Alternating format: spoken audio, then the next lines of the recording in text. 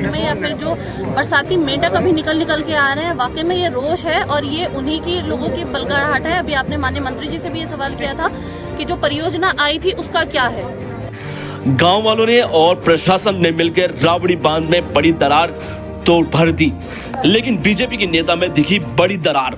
अगर आप ये स्पष्ट देखें, ये सिर्फ वो लोग उठा रहे हैं इन मुद्दों को जो कि अपने एसीओ के कमरे में से जमीनी स्तर पे आके नहीं देखा, और आज बरसाती मेंढक की तरह क्योंकि टिकट का नंबर आ रहा है आके बाहर निकल रहे हैं, कूद के उछल के दिखा रहे हैं। टिकटॉक के खेल में कहीं खेला तो नहीं जा रहा है बड़ा खेल। कुत्तों की तरह जैसे सूंघते हैं ना कि हाँ हमें कहीं मांस का टुकड़ा मिल जाए, ये वो चीज है और आम जनता को बलगड़ा। किसी को बताया सूंघने वाला कुत्ता तो कहीं लगे बल गलाने के आरोप। दावेदार चाहे जितने बन जाए सर, टिकट किसे मिलेगा ये हाई कमांड तय करता है, सेंट्रल पार्लियामेंट्री बोर्ड तय करता है जो कि दिल्ली में बैठता है। उसका कोई लेना देना इन गरीबों से नहीं है। कृपया करके अपना ध्यान जब यहाँ घूमें तो यहाँ पर लगाइए, इनकी समस्याओं पर लगाइए। ये जो पैसा 65 करोड़ गायब हुआ है इसका जवाब दें, इसका जवाब दें, सब मिलके इस पर काम करें। क्यों क्या है 65 करोड़ का घोटाले का सच? कौन खा गया गरीब और किसानों का पैसा? नहीं लगा। कभी कहते हैं पैसा वापस हो गया, घर आई लक्ष्मी क्यों लौटी। सरकार से पैसा लेना इतना कठिन है, ये आपने आधे से ज्यादा धन क्यों लौटने दिया? क्यों नहीं अन्य प्रोजेक्ट हुए थे तभी सेंटर जो थे वो पूरे क्यों नहीं किए गए? ये वापस क्यों लौटा? ये चिंताएं क्यों नहीं है?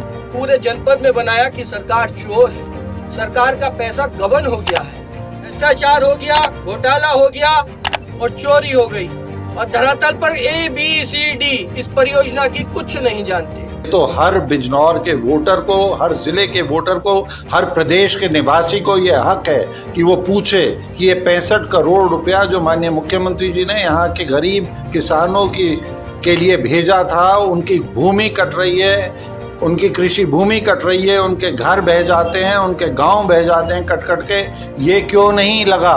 रावली तटबंध पर बहुत देर से शोर मचा रखा है, जोड़ रखा है 65 करोड़ से।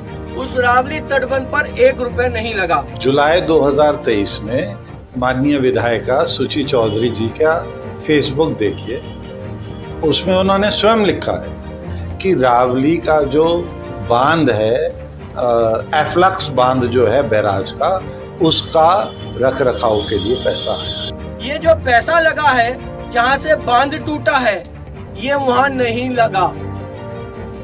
ये पैसा वहाँ लगा जहाँ सर्वाधिक खतरा था।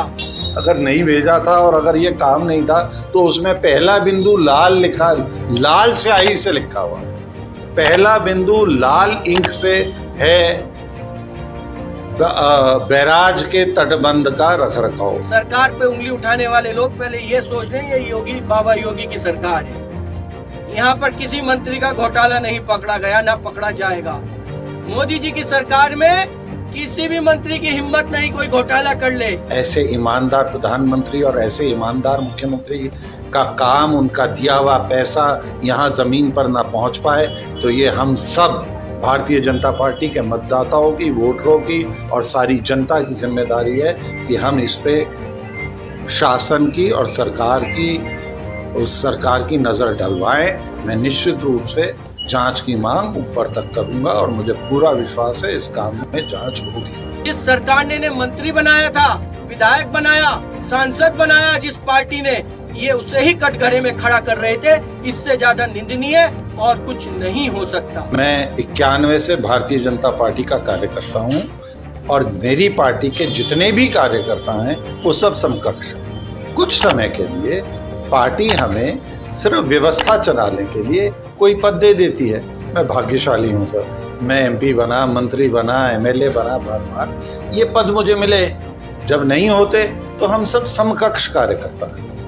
हम में से कोई बड़ा नहीं है, कोई छोटा नहीं है। कुछ दिनों के लिए सिर्फ व्यवस्था के लिए हमें बड़ा मान लिया जाता है। जो पैसा पूर्व राज्य मंत्री राजा भारतेन जी ने भारत सरकार को पत्र लिखकर पास कराया था, 63 करोड़ का घोटाला हुआ है।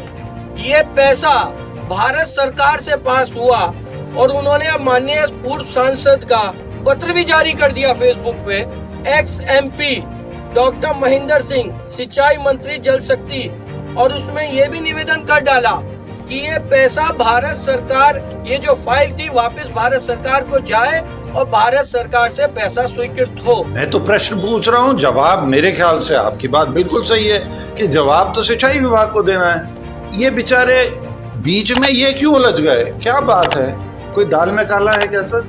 उत्तर तो सिंचाई विभाग भी नहीं, सिंचाई विभाग के बाढ़ खंड द्वारा आना चाहिए था। ये बाढ़ खंड का काम है, सिंचाई का नहीं है। ये तो सिंचाई विभाग के जो बाढ़ नियंत्रण का काम है उसमें जो अधिकारी हैं, कुछ मुरादाबाद में बैठते हैं, कुछ धामपुर में जो यूनिट है वो मेरे ही द्वारा खुलवाया गया था जब मैं मंत्री था, ये उन्हें देना चाहिए जवाब।